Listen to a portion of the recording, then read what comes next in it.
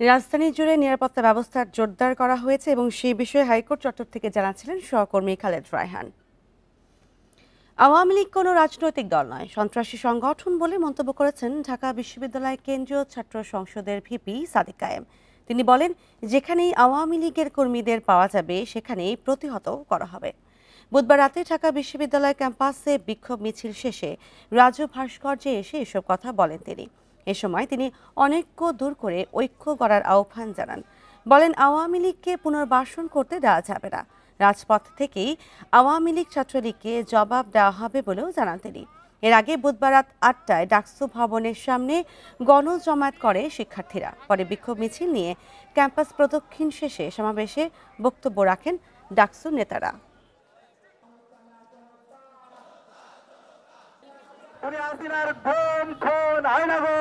গণহত্যা এবং শিশু হত্যার যার সহযোগী আছে প্রত্যেকের বিচার এই স্বাধীন বাংলাদেশে হবে।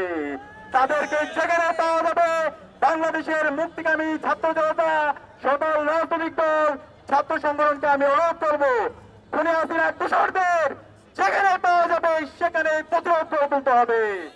কার্যক্রম নিষিদ্ধ আওয়ামী লীগের কর্মসূচিকে কেন্দ্র করে ১৩টি পয়েন্টে অবস্থান নেবে ঢাকা বিশ্ববিদ্যালয়ের শিক্ষার্থীরা। বুধবার রাতে ডাকসুর দ্বিতীয় কার্যনির্বাহী সভা শেষে সংবাদ সম্মেলনে এই কথা জানান ভিপি সাদিক কায়েম।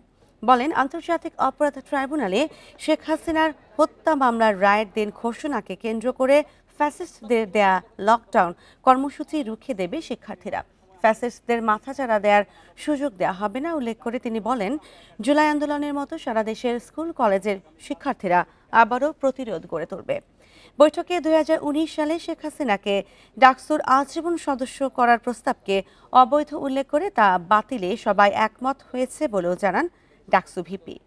কোনো শক্তি শেখ হাসিনার বিচার ঠেকাতে পারবে না বলে মন্তব্য করেছেন এনসিপির দক্ষিণাঞ্চলীয় মুখ্য সংগঠক হাসনাত আব্দুল্লাহ। বুধবার সন্ধ্যায় রাজধানীর শাহবাগ মোড়ে আওয়ামী লীগের লকডাউন কর্মসূচি ও অগ্নি সন্ত্রাসের বিরুদ্ধে প্রতিবাদ মিছিলে তিনি এ মন্তব্য করেন।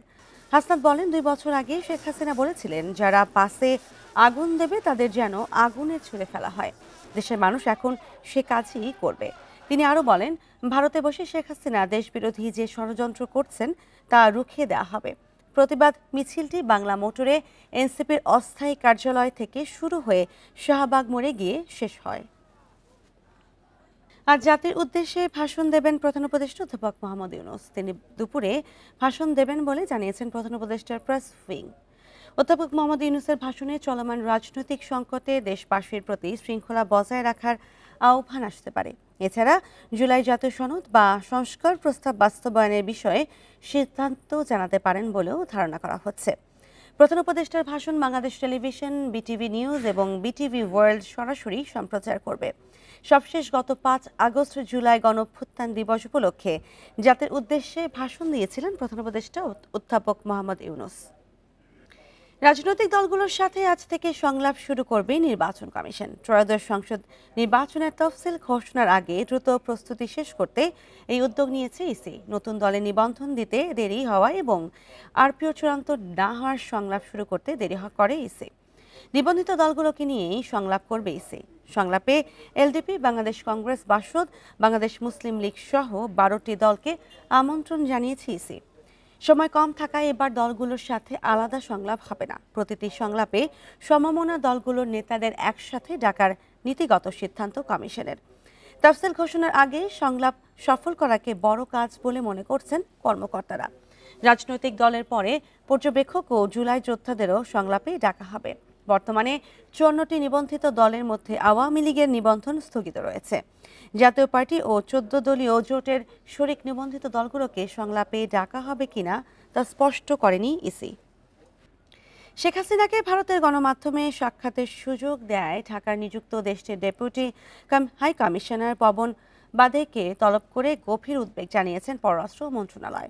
বুধবার সন্ধ্যায় পররাষ্ট্র মন্ত্রণালয়ে তাকে তলব করা হয়। এ সময় পররাষ্ট্র মন্ত্রণালয় ভারতীয় দূতকে বলে, মানবতাবিরোধী অপরাধের অভিযোগে পলাতক আসামি শেখ হাসিনার বিচার চলমান, তাকে আশ্রয় দেওয়া এবং তার বাংলাদেশ বিরোধী বিদ্বেষ ছড়ানো ও দেশে সন্ত্রাসী কর্মকাণ্ডে উস্কানি দেওয়া বক্তব্য প্রচারের সুযোগ দেওয়া দুদেশের সম্পর্কের জন্য সহায়ক নয়। গণমাধ্যমে শেখ হাসিনার প্রবেশাধিকার তাৎক্ষণিকভাবে বন্ধ করতে বাংলাদেশের পক্ষ থেকে ভারতীয় কূটনীতিককে অনুরোধ জানানো হয়। সরকারের দুর্বলতার কয়েকটি দল জনস্বার্থের বিরুদ্ধে দাঁড়াচ্ছে বলে মন্তব্য করেছেন বিএনপির ভারপ্রাপ্ত চেয়ারম্যান তারেক রহমান। জাতীয় সমস্যা উপেক্ষা করে আলাদাভাবে গণভোটের যৌক্তিকতা নেই বলে মনে করেন তিনি। এ নিয়ে সরকারকে হুমকি না দিয়ে ভোটের মাধ্যমে জনতার মুখোমুখি হওয়ার আহ্বান তার। বিপ্লব ও সংহতি দিবস উপলক্ষে রাজধানীর চীনমৈত্রী সম্মেলন কেন্দ্রে বিএনপির এই আলোচনা সভা। ভার্চুয়ালি যুক্ত হন ভারপ্রাপ্ত চেয়ারম্যান তারেক রহমান। সিনিয়র নেতাদের পাশাপাশি সভায় অংশ নেন বিভিন্ন রাজনৈতিক দলের প্রতিনিধিরাও। মহাসচিব মির্জা ফখরুল ইসলাম আলমগীর বলেন, গণতন্ত্রের যাত্রা ঠেকাতে নানা ষড়যন্ত্র চলছে। জনগণকে সঙ্গে নিয়েই এসবের মোকাবেলা করবে বিএনপি। এই যে একটা সংকট তৈরি হয়েছে, অপ্রয়োজনীয় সংকট, এটা কোনো প্রয়োজন ছিল না, অতএব সংকটটা তৈরি করা হয়েছে। আমি মনে করি অত্যন্ত উদ্দেশ্যমূলকভাবে, অর্থাৎ বাংলাদেশের যে গণতান্ত্রিক উত্তরণ যে পথ, সেই পথকে বাধাগ্রস্ত করা, বাংলাদেশে সত্যিকার অর্থে সংস্কারের জন্য যে নির্বাচন হওয়া দরকার সেই নির্বাচনকে বাধাগ্রস্ত করা। তারেক রহমান বলেন, সরকারকে হুমকি ধামকি বন্ধ করে সব দলের উচিত নির্বাচনের মাধ্যমে জনগণের মুখোমুখি হওয়া। বিভিন্ন শর্ত দিয়ে জাতীয় নির্বাচন অনুষ্ঠান বাধা সৃষ্টি করতে চাইছে। অন্তর্বর্তীকালীন সরকারকে হুমকি ধামকি না দিয়ে আগামী ফেব্রুয়ারি মাসে জনগণের মুখোমুখি হই আমরা, চলুন। গণভোটের আড়ালে পলাতকদের পুনর্বাসনের চেষ্টা হচ্ছে কিনা তা ভেবে দেখা প্রয়োজন উল্লেখ করে তিনি বলেন, কেউ বিএনপির বিজয় ঠেকাতে চাইলে নিজেরাই বিপর্যস্ত হবে। সেই পরাজিত পলাতক স্বৈরাচার একইভাবে ফ্যাসিবাদ বিরোধী আন্দোলনে থাকা সেই দলটির ছাতার নিচে আশ্রয় নিয়েছে কিনা মনে হয় এটি আমাদের সকলের দেখার বা ভাবার সময় এসছে। জুলাই সনদে করা সব অঙ্গীকার রক্ষার প্রতিশ্রুতি দেন তারেক রহমান। ভবিষ্যতে দেশকে কেউ যেন তাবেদার রাষ্ট্র বানাতে না পারে সে বিষয়ে সতর্ক থাকার আহ্বানও জানান তিনি। বিএনপি এইসব অঙ্গীকার রক্ষা করতে দৃঢ় প্রতিজ্ঞ। Rifat Alam, independent news, Dhaka. গণভোটের সময় নিয়ে দ্বিমত থাকলেও নির্বাচন পেছানোর শঙ্কা দেখছে না কোনো দল। বিএনপির স্থায়ী কমিটির সদস্য খন্দকার মোশাররফ হোসেন বলেছেন, গণভোট নিয়ে কেউ বিশৃঙ্খলা সৃষ্টি করলে প্রতিহত করা হবে। আর জামায়াত নেতার সাফ কথা, কোনো হুঁশিয়ারি দিয়ে জুলাই সনদকে উপেক্ষা করা যাবে না। সংকট সমাধানে সরকারকে সক্রিয় হওয়ার আহ্বান জানান নেতারা। জুলাই সনদ বাস্তবায়নে নির্বাচনের আগেই গণভোট চায় জামায়াত। এ দাবিতে রাজপথে আন্দোলন করছে বেশ কয়েকটি দল। বিএনপি বলছে, নির্বাচনের আগে গণভোটের সুযোগ নেই, যত বাধাই আসুক প্রতিহত করা হবে। ফেব্রুয়ারিতে নির্বাচন হতে হবে বলে জানান বিএনপির স্থায়ী কমিটির সদস্য খন্দকার মোশাররফ হোসেন। ফেব্রুয়ারি মাসে নির্বাচন হবে এবং আমরা বিশ্বাস করি যে তারা এই ব্যাপারে বদ্ধপরিকর, আর আমরাও এই নির্বাচন করার জন্য বদ্ধপরিকর। এই নির্বাচন হয়ে গেলে যে ছোটোখাটো সংকট দেখা যাচ্ছে এগুলো থাকবে না এবং ওই নতুন নির্বাচিত সংসদের মাধ্যমে তার সকল সমাধান সম্ভব।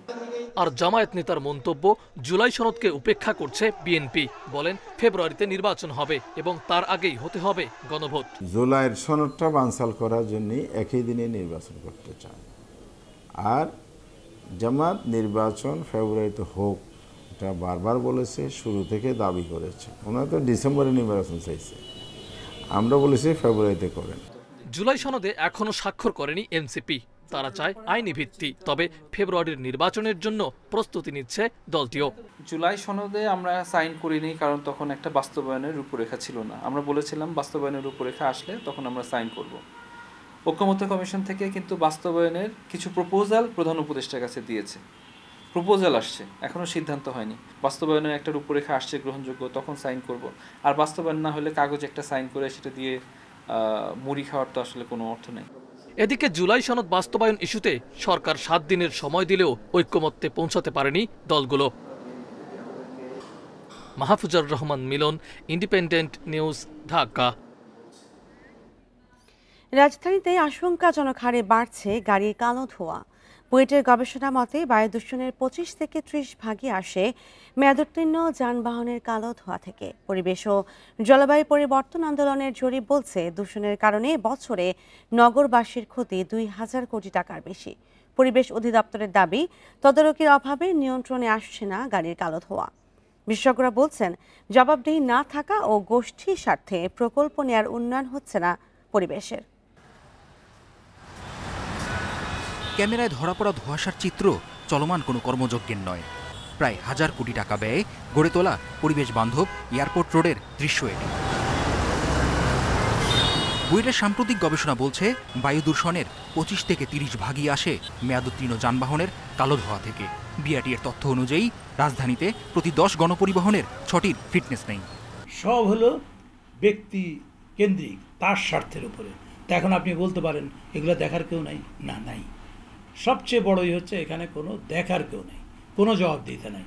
আমি যে কাজ করি আমার ঊর্ধ্বতন কর্তৃপক্ষ সেটা দেখেন না, দেখে আমাকে বলেন না তুমি এটা কেন করলা। আইকিউ এয়ার এর সূচকে রাজধানী ঢাকা বেশিরভাগ সময় বিশ্বের সবচেয়ে দূষিত শহরগুলোর শীর্ষে থাকে, যেখানে বাতাসে দূষণের পরিমাণ বিশ্ব স্বাস্থ্য সংস্থার নিরাপদ সীমা থেকে 16 থেকে 20 গুণ বেশি। পরিবেশ অধিদপ্তর বলছে তদারকির অভাবে গাড়ির ধোঁয়া নিয়ন্ত্রণে আসছে না।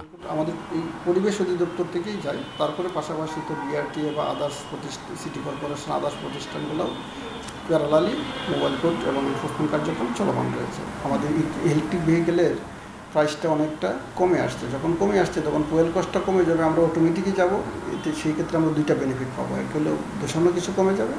তবে পরিবেশ অধিদপ্তরের সাবেক অতিরিক্ত মহাপরিচালক বলেন, পরিবেশের উন্নয়নে নয়, প্রকল্প নেওয়া হয় নিজেদের স্বার্থে। Centre for research on clean এয়ারের গবেষণা অনুযায়ী রাজধানীতে প্রতি বছর প্রায় লক্ষাধিক মানুষের অকাল মৃত্যুর কারণ এই বায়ু দূষণ, যার বেশিরভাগই রাজধানীতে। আর পলিউশন স্টাডিজের মতে একজন নগরবাসী গড়ে 7 বছর করে গড় আয়ু হারাচ্ছেন এই দীর্ঘমেয়াদী বায়ু দূষণের কারণে। তাই এমন বাস্তবতাকে সামনে রেখে কালো ধোঁয়া নিরসনে কার্যকরী উদ্যোগ গ্রহণের তাগিদ সংশ্লিষ্ট সকলের। মেহেদী হাসান, ইন্ডিপেন্ডেন্ট নিউজ, ঢাকা। কুষ্টিয়া খাজানগরে ধান চালের অবৈধ মজুত করে বাজার নিয়ন্ত্রণের অভিযোগ উঠেছে প্রভাবশালী 10টি অটোমিল মালিকের বিরুদ্ধে। বাজারে চালের দাম তারাই নির্ধারণ করে বলে অভিযোগ খুচরা ব্যবসায়ীদের। সিন্ডিকেট করে এসব মিল মালিকরা শত কোটি টাকা হাতে নিলেও অজানা কারণে তাদের বিরুদ্ধে কোনো ব্যবস্থা নিতে পারে না প্রশাসন। তবে অভিযুক্তদের দাবি, মানের কারণে তাদের চালের দাম বেশি। দেশের অন্যতম বড় চালের মোকাম কুষ্টিয়ার খাজানগরে আছে 54টি অটো চাল কল। এর একটি গোল্ডেন রাইস মিল। ধানের দাম বাড়ার অজুহাতে চালের দাম কেজিতে 6 থেকে 8 টাকা বাড়ায় প্রতিষ্ঠানটি। একইভাবে সুবর্ণা অ্যাগ্রো ফুডের 3টি প্রতিষ্ঠানের বিরুদ্ধে বেশি দামে চাল বিক্রির অভিযোগ রয়েছে। তাদের দাবি, মানের কারণে তাদের চালের দাম বেশি। যে আপনার কোয়ালিটি একটা ডিফারেন্স আছে। এই কোয়ালিটির কারণে যেটা আপনি পরিশ্রম করছেন, আপনার সফলতা, আপনার চাল মানুষ খাইয়ে শান্তি পাচ্ছে। খাজানগরে অন্য মিলে একই জাতের চাল কেজিতে 8 থেকে 10 টাকা কমে বিক্রি হলেও ব্র্যান্ডের অজুহাতে গোল্ডেন, রশিদ, জাহানারা, জাফর ও দেশ অ্যাগ্রো সহ 10 মালিকের 18টি প্রতিষ্ঠান প্রভাব বিস্তার করে আসছে চালের বাজারে। তারা দেখা যায় হাজার হাজার মন ধান কিনে স্টক করে রেখে দিয়েছে। ওরা একবার সিজনের শুরু থেকে শেষ পর্যন্ত হলো ওরা মিনিকেট চাউলটা দিতে পারে, তখন ওদের একটা মার্কেট থেকে যায়। ধানের বাজার বাড়লেই কিন্তু এক শ্রেণীর মিল মালিকের সুবিধা নেই। আপনার পরিসংখ্যান আসবেন, কুষ্টিয়াতে প্রায় 70টা অটোমেটিক মিল আছে, তার ভিতরে সর্বোচ্চ 10টা মিল মালিক তারা এই ধানের বাজার তারা বৃদ্ধি করছে। প্রতি বছর কুষ্টিয়া অঞ্চলে বেশিরভাগ ধান চাল মজুত করে হাতে গোনা কয়েকটি প্রতিষ্ঠান। পরে নানা অজুহাতে সিন্ডিকেটের মাধ্যমে বাজার নিয়ন্ত্রণের চেষ্টা করে তারা। চালের সরকার নির্ধারিত দাম না থাকায় এদের বিরুদ্ধে ব্যবস্থা নিতে পারে না খাদ্য বিভাগ। প্রাইস হঠাৎ করে বেড়ে যাচ্ছে, তখন এই জিনিসটা কিন্তু খুব ভালোভাবে আরও মনিটরিং করা হয় যে তারা আগে ধানটা কিনে রেখে ইচ্ছা করে মজুত করে পরবর্তীতে দাম বাড়ার সুবিধাটা নিয়ে আবার বেশি দামে বিক্রি করছে কিনা।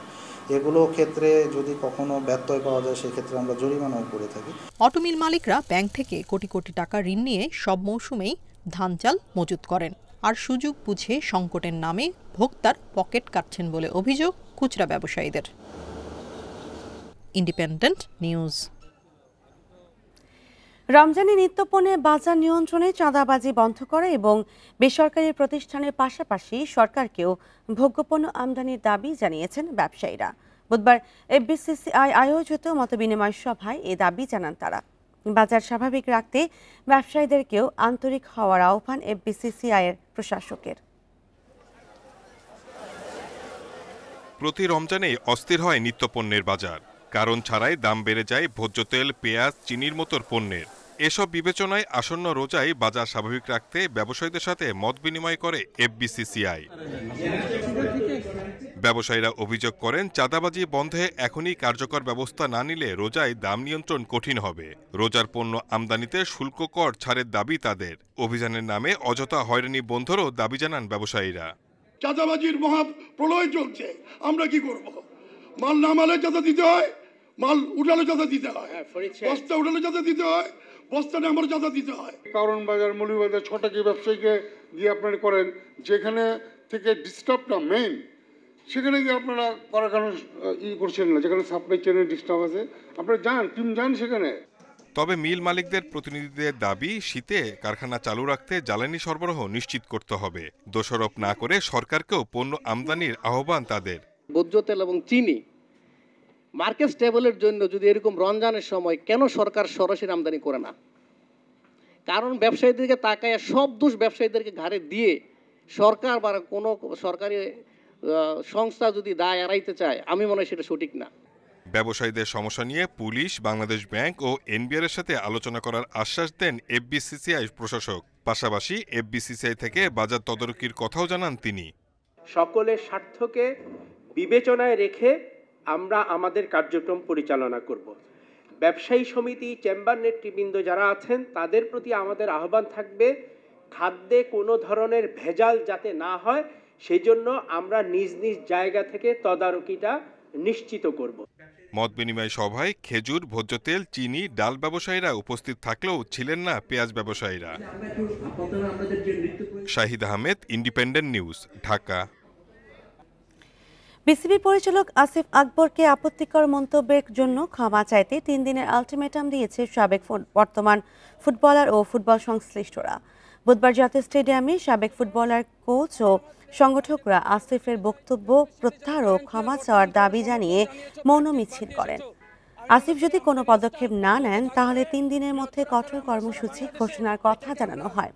রবিবার ক্রিকেট কনফারেন্সের মাঠে সংকট প্রসঙ্গে কথা বলতে গিয়ে ফুটবল ও ফুটবলারদের নিয়ে নেতিবাচক মন্তব্য করেন আসিফ। পরদিন তীব্র নিন্দা জানিয়ে বিসিবিকে চিঠি দিয়ে ব্যাখ্যা চায় বাফুফে। এখনো ক্রিকেট বোর্ডের পক্ষ থেকে কোনো জবাব পাওয়া যায়নি। ক্রিকেট এখন যে অবস্থায় রয়েছে সেই অবস্থার স্ট্যান্ডটাকে অন্যদিকে ডাইভার্ট করার জন্য তারা ফুটবলকে টেনে নিয়েছে এবং ফুটবলারদেরকে অপমান করছে। আমরা তাকে বৃহস্পতিবার পর্যন্ত টাইম দিব, এর ভিতরে সে যদি তার স্ট্যান্ড থেকে নড়চা না হয়, রবিবারে আমরা আমাদের আবার কার্যক্রম। উনি ওনার বক্তব্য উইথড্র করো, আর আমার কাছে মনে হয় উনি অ্যাটেনশন নেওয়ার চেষ্টা করছে, কারণ উনি তো মনে করেন ভোটে নির্বাচিত পরিচালক না, উনি কোথায় এসেছে, উনি ক্রীড়া সংগঠক না। যদি ক্রীড়া সংগঠক হতো তাহলে এইরকম মন্তব্য করতে পারতো না। হকিতে বাংলাদেশ পাকিস্তানের 3 ম্যাচের সিরিজ শুরু আজ। মাওলানা ভাসানী হকি স্টেডিয়ামে প্রথম ম্যাচ বেলা 2টায়। সিরিজের জয়ী দল হকি বিশ্বকাপ বাছাই পর্বে খেলার সুযোগ পাবে। ভারতে এশিয়া কাপ বয়কট করা পাকিস্তানকে এই প্লে অফ সিরিজ খেলার সুযোগ দিয়েছে বিশ্ব হকি ফেডারেশন। ষষ্ঠ হওয়া বাংলাদেশের সঙ্গে তাদের লড়াই। 2 দল সবশেষ মুখোমুখি হয়েছিল 2023 এশিয়ান গেমসে। এই ম্যাচে বাংলাদেশ হেরেছিল 8-0 গোলে। অতীত রেকর্ড ও শক্তিমত্তায় অনেক পিছিয়ে লাল সবুজ। অনূর্ধ্ব 21 বিশ্বকাপ দলের 8 জন খেলোয়াড় আছেন। তাদের জন্য প্রস্তুতি ও অভিজ্ঞতার সঞ্চয়ে দারুণ সুযোগ। হকিতে দর্শক ফেরাতে বিনা টিকিটে খেলা দেখার সুযোগ করে দিচ্ছে ফেডারেশন। সিরিজের বাকি 2 ম্যাচ 14 ও 16 নভেম্বর। পটুয়াখালীর কলাপাড়ায় দেশের একমাত্র পানি জাদুঘর। সংরক্ষিত আছে 89 নদ নদীর পানি, মাটি। জাদুঘরের দেয়ালে ঝুলানো রয়েছে আলোকচিত্র। সেখানে তুলে ধরা হয়েছে নদীকেন্দ্রিক জনজীবনের হারিয়ে যাওয়া ঐতিহ্য ও সংস্কৃতি। নদীপথের নিয়ন্ত্রক দেশের নাম ও উৎসস্থল। 11 বছর আগে প্রতিষ্ঠিত হলেও প্রচারের অভাবে জানেন না অনেকেই। কলাপাড়া উপজেলার নীলগঞ্জ ইউনিয়নের পাখিমারা বাজার সংলগ্ন এলাকায় দেশের একমাত্র পানি জাদুঘর অবস্থিত। দোতলা টিনের ঘরের সামনে বালুর উপর রাখা একটি নৌকা, শুকিয়ে যাওয়া নদীতে নৌকা আটকে থাকা দৃশ্য ফুটিয়ে তোলা হয়েছে। জাদুঘরে ঢুকলেই চোখে পড়বে কাঁচের বোতলের সারি, বোতলের গায়ে লেখা আছে নদীর নাম, আর ভেতরে 89 নদীর পলিসহ পানির দেখা মিলবে। 2014 সালে অ্যাকশনের বাংলাদেশের অর্থায়নে গড়ে ওঠে জাদুঘর। বিভিন্ন নদ নদীর পানি ছাড়াও নদীকেন্দ্রিক জীবন জীবিকার নানা উপকরণ আছে এখানে। জাদুঘর পরিদর্শনে দর্শনার্থীরা জানতে পারেন নদ নদী সম্পর্কিত নানা তথ্য। পানির অনেক গুরুত্ব সম্পর্কে জানতে পেরেছি, অনেক ধরনের পানি সম্পর্কে জানতে পেরেছি, নদী সম্পর্কে জানতে পেরেছি। এখানে ঘুরতে এসে বিভিন্ন নদ নদীর পানি দেখেছি, তার সম্পর্কে কিছু জেনেছি এবং তা দেখে আমার খুব ভালো লাগছে। সুন্দর ঐতিহাসিক কিছু জিনিসপত্র আছে এখানে রাখা আছে, যেমন পিতলের কলসি, হাড়ি, তারপরে এখানে মাটির ম্যাপ বানানো আছে, আর অনেক বিভিন্ন আইটেম আছে এখানে রাখা। প্রয়োজনীয় সংস্কার ও জাদুঘরটি কুয়াকাটার কাছাকাছি নেওয়া হলে দর্শনার্থীর সংখ্যা বাড়বে, আশা জাদুঘর সংশ্লিষ্টদের। মানুষ জানতে চায়, মানুষ ইচ্ছুকও আছে। তো দুঃখের বিষয় হলো আমরা হাই রোডের পাশে পড়নে মানুষ আসতেছে না। জাদুঘরটা যদি আমার কুয়াকাটা পর্যটকের ওখানে নেওয়া হতো তাহলে মানুষ আরও অনেক ইতিহাস জানতে পারত, নদীর ইতিহাস। জাদুঘরটি পর্যটন এলাকার আশেপাশে স্থানান্তরের উদ্যোগের কথা জানিয়েছে উপজেলা নির্বাহী কর্মকর্তা। বায়োডাইভার্সিটিকে এনশিওর করার জন্য আপনার এই যে নদীর পানিটাকে এটাকে যে এক্সিবিশন করা যায়, এটা এই কনসেপ্টটাকে যাতে করে এটা লিঙ্গারিং করা যায়, সেই কারণে আমরা এই পরিকল্পনাটা খুব ভালোভাবে আগামী দিনগুলোতে যাতে কুয়াকাটা কেন্দ্রিক হয় সেইভাবে আমরা পরিকল্পনাটা বাস্তবায়ন করব। সপ্তাহে মঙ্গলবার ছাড়া প্রতিদিন সকাল 10টা থেকে সন্ধ্যা 7টা পর্যন্ত খোলা থাকে এই জাদুঘর। প্রবেশ ফি শিক্ষার্থীদের জন্য 10 টাকা আর সাধারণ দর্শনার্থীদের জন্য 20 টাকা। Independent news. আর এই ছিল এখনকার সংবাদে। ইন্ডিপেন্ডেন্ট টেলিভিশনের সব খবর বিস্তারিত জানতে চোখ রাখুন ফেসবুক, ইউটিউব ও এক্সে। ধন্যবাদ সবাইকে।